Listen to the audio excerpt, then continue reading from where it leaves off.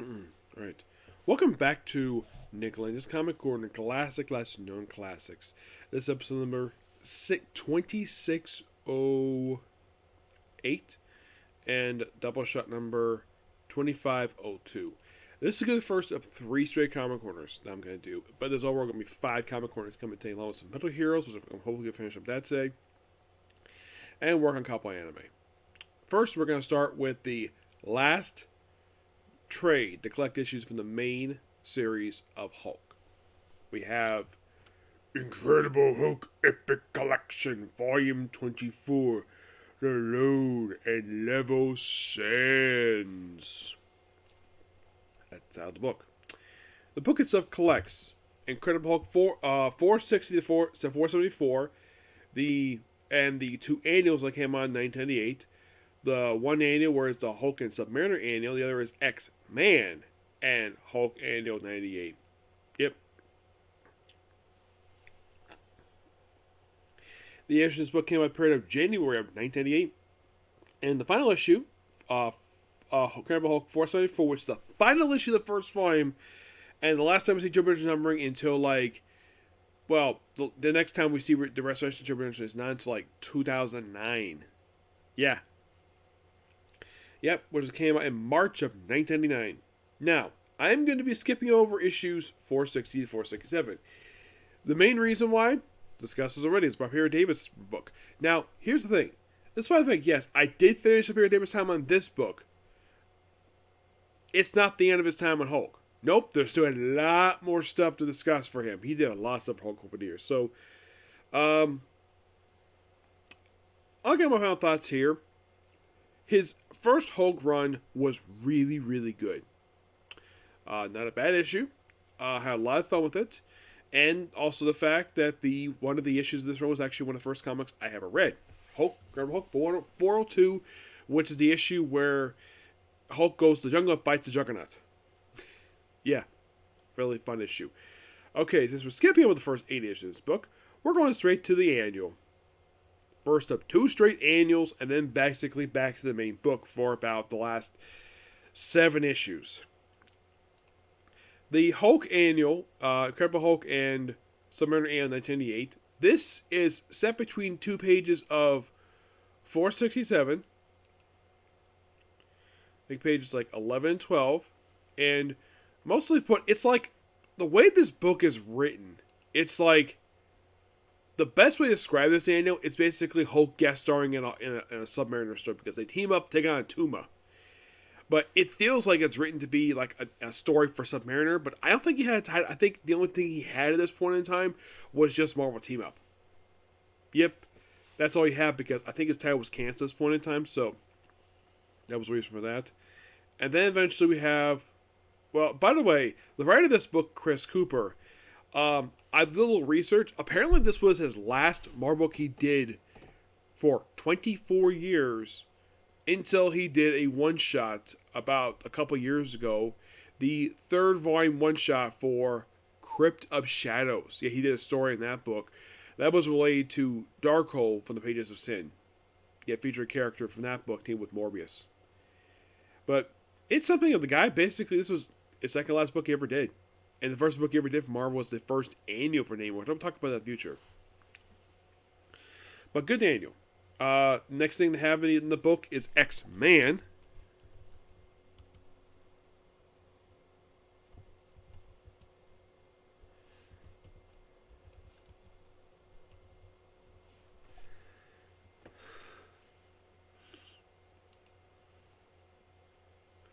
Yeah. We have the, it's technically the annual for 1998. It's basically Hulk and X-Men take on Thanos. Well, a low-level Thanos. Low-level Thanos. Yeah, this is a character first appeared in Kazar, Volume 4. Yep. And this was his character's final appearance in comics. Yep.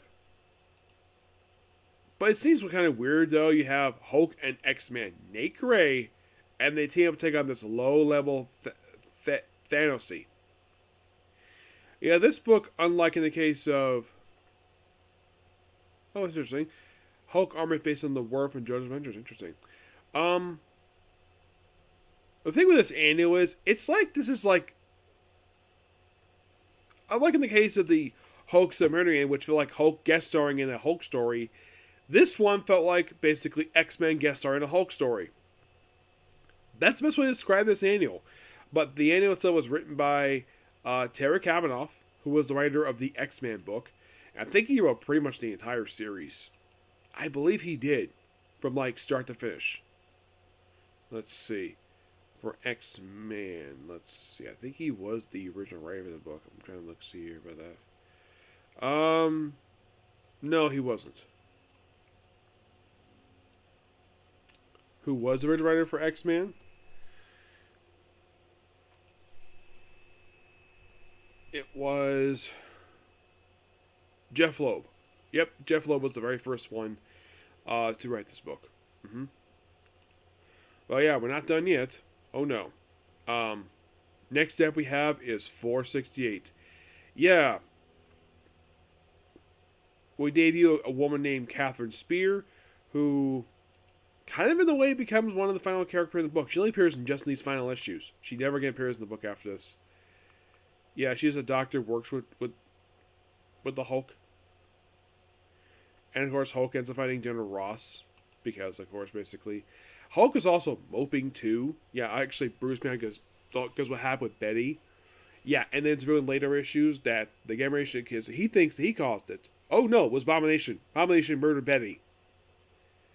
As payback for reasons. Then we debut in issue number 469, a character by the name of Devlin D'Angelo. Yep, a character who only appears in 469. He appears in the last 3 issues of this book, appears in the 1/2 issue of Wizard, and then he makes his final appearance in Vengeance number 2. And that was it for him. Yeah, also Hulk fights Super Daptoid and the Ringmaster.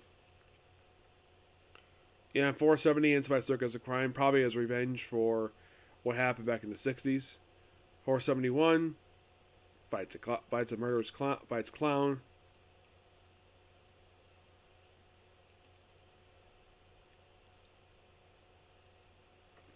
And then we have, let's basically have one Hulk, Greenskin's Graceful Hulk returns. You don't believe why. We have a guy called Amphibian. Yes, Amphibian, he returns this book. His last appearance part of this book was basically back in 272. This character, they claim he's like one of the Hulk's greatest villains. The guy only appeared 5 times. He appeared in 2 issues of Tales of Astonish. Then he appeared in the Incredible Hulk Wisdom of the Watcher one-shot. Well, just an adaptation of that book. Actually, after Tales of Astonish, his experience was in Incredible Hulk 269, 272. He appears in this book for the last 4 issues. And that's basically it. Yeah, he just returns here. You look at the cover. I'm looking at the cover for it. It looks like he's fighting. Look like Ant-Man. Nope, it's just basically this guy. And of course, the last few issues he deals with Abomination, who reveals that Abomination, he's the one who killed him. Also, we have this Watcher here, Exude the Watcher. Yeah, he is a fairly original character. He only appears in these last 3 issues of the book. Actually, he did appear in Reckoning War, Trials the Watcher. Yep. Which is like a one-off appearance for him. Oh, in case you're curious, though, who was the writer of these final issues? Well, 468, it's Joe Casey. And I believe Joe Casey writes the last 7 issues of his book. Yeah, because there was here, Joe Casey does the final issue, Chris Cooper does the annual, Terry Cavill does the other annual. The artwork is done by Andy Kubert, Dave Brewer, Howard Perdido, who does some of these final issues here. Douglas Withley, Chris Cross, and McGinnis, and Joe Kubert.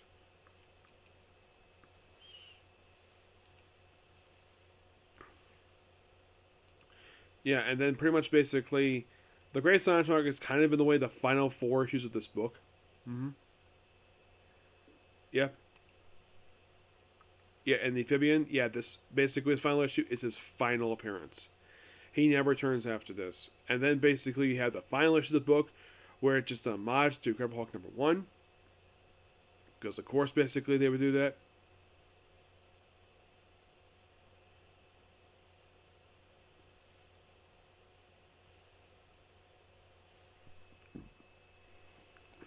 Yep. But this is the end of the book. There is also the Wizard half issue, which is not published in this trade. It just basically just Hulk versus the Rhino. I think I talked about this before in the first trade for that trade that collected that Hulk volume, which was 11 issues plus an annual in this half issue. But yeah, this is the end of Incredible Hulk. Yep, last book for everyone. I'm gonna give this trade here a 10 out of 10. I thought it was really good. Yeah, this is the end of Hulk. Well, there's still a few more things for Hulk to talk about, but the main Incredible Hulk, done. Completely done. Now, basically, I can focus on reviewing the modern day stuff for Hulk. But this is going to be one first of two straight comic corners where I'm going to be wrapping up something and replacing it, when next time I talk about these set of books, replace something else. Now, Hulk is going to be replaced with Green Lantern. Yep, Green Lantern. And I was thinking of doing Volume 3 first, but I figured, though, why not just do Volume 1? Because I reviewed a small chunk of it already, so I figured, not Volume 1, Volume 2, the Hal Jordan era. I'm going to start reviewing that because I have reviewed the first Silver Age, Green Lantern Silver Age book. I have a few more books to go for that one, and then it's on to some Bronze Age stuff. Alright. Now, I was planning in this one to talk about the first trade for X Factor, well, because it's like a few issues already. But I realized, though, oh crap, there's actually one trade for X Factor I didn't talk about before I talk about the main book. And that's this book here, X Factor Madrox Multiple Choice. This is the start of Peter David's second run with X Factor. Yeah, so I was kind of thinking basically that I was going to have review this along with basically the final trade for Hulk. Nope. First started here with Madrox. This book here is mostly put a prequel book. It's basically a lot of setup what you see in the main book. Like, you have Madrox winning a version who wants to be a millionaire. So that's a PI investigation. And, of course, the agency in this book is originally called Triple X Investigations. Yep, that's what it's called throughout this book. And a lot of the book is basically Madrox is getting crap out of him. And by the end of the book, he does... And by the way, at the end of the book, he actually does finally call it X Factor Investigations. But the logo on the door of the PI agency is the logo. It's the classic logo from the previous volume for the series. From the first volume. Yeah.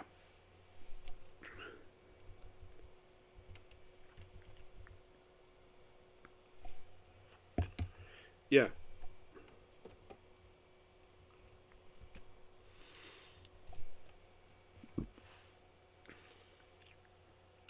Yeah, basically the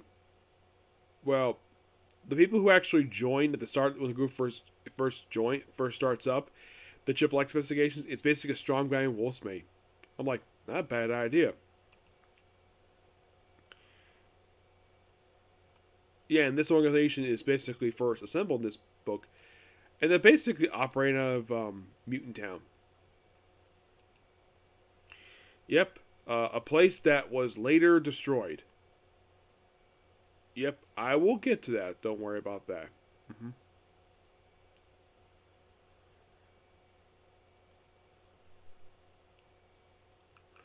Yeah, it's mostly put basically just a place where...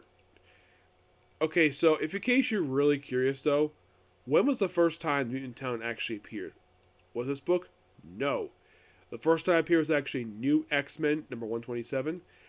It's basically kind of like a neighborhood for New Mutants to live, but after M-Day, the place was destroyed. And we have the first official headquarters of the X-Factor Investigations there, Mutant Town. The building had during this book, anyways. I'll discuss more about that when we talk about next trade. Yeah. And this is basically this building's debut. And mostly put they fight other things per se, like fight a guy called Clay. Yes. Yeah, he makes his first appearance in issue number 2. He's just here for like this whole mini series from issue 2 forward. Then he pops up a couple issues of X Factor. Then he's presumably killed off hand on the pages of X-Force Sex and Violence. Yeah. Oh, and yeah, Madrox is basically run this book as well because I was all dupes.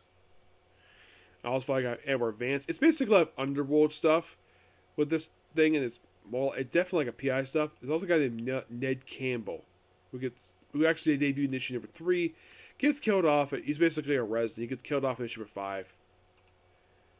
Yeah, wife in this book, and she of course does not appear after this miniseries wraps up. It's like once the miniseries wraps up, she never appears ever again. Nope. There's also a guy named Stringers in this book too. He gets killed off by the final issue. Yep, it's like by the final issue, like any like characters introduced in this book, it's like, oh, we have to kill him off for reasons. Also, one of the villains, basically Jamie's girlfriend in the book becomes a villain, and she gets killed off by the end of the miniseries. Yeah, and then basically, also, Triple X Investigations is renamed to X Factor Investigations. The reason why is because basically, according to Strong Guy, he says the reason why they decided to rename the organization from Triple X Investigations to X Investigations is because they thought they were investigating porn. So, change the name, and that's what got the name. So, if you want to basically get a good start for Peter David's X Factor run, his second one, the one that's very popular with a lot of people, probably a lot more beloved than his first run. And this one in particular, this is a run that probably he may have enjoyed. Maybe, but this book is actually really good. Get this book a 9 out of 10. Oh, the artwork for this book is done by a guy by the name of Pablo Ramadani. Yep. So basically, you can think of this book as like, this one gets released as a whole standalone trade. You can think of this book as X Factor Volume 0. Because this is the book that sets up that ongoing series. That sold really well and lasted a very good period of time. And if you're really curious, when was this miniseries released? 2004 to 2005. Yep. Yeah, it was released on the Marvel Knights imprint. Yep. Yeah, which is a quick mini-series. September 2004 was the first issue was released, and the final issue was released in January of 2005. And then, of course, right after the release of the final issue of the book, we had the launch of the popular X Factor book.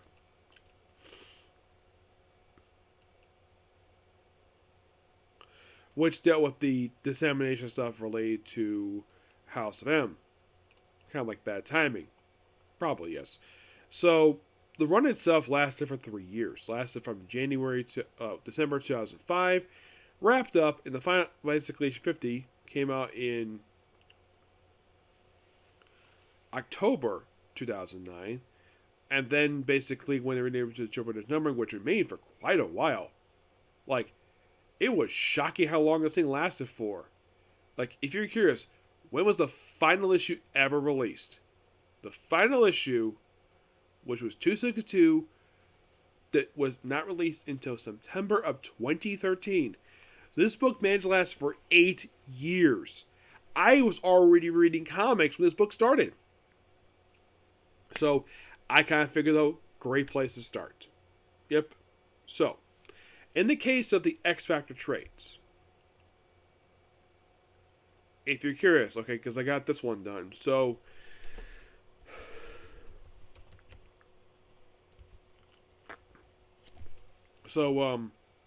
the obvious question is, what's next? I got multiple choice done. Yep. I have also reviewed The Longest Night, Life and Death Matters, Many Lives Madrox, and Heart of Ice. The very next thing to review is going to be X Factor, The Only Game in Town.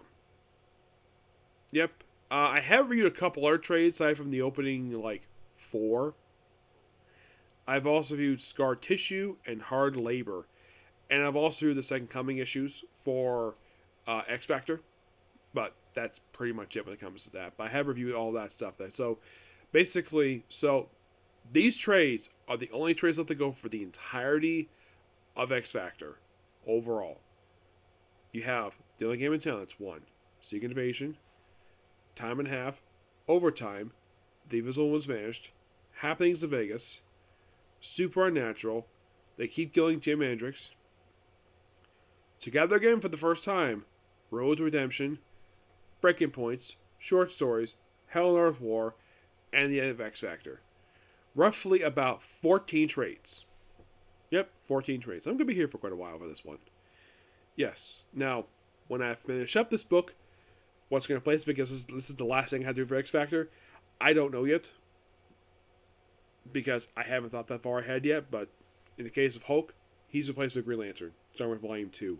I will eventually do Volume 1 eventually, at some point, but I'm starting with Volume 2 because basically this is the big lengthy one, and this is also the one basically where I've reviewed some issues for already. Yep. But yeah, that's pretty much a particular view. Next up is going to be another Comic Corner. So please be sure to like, comment, and subscribe.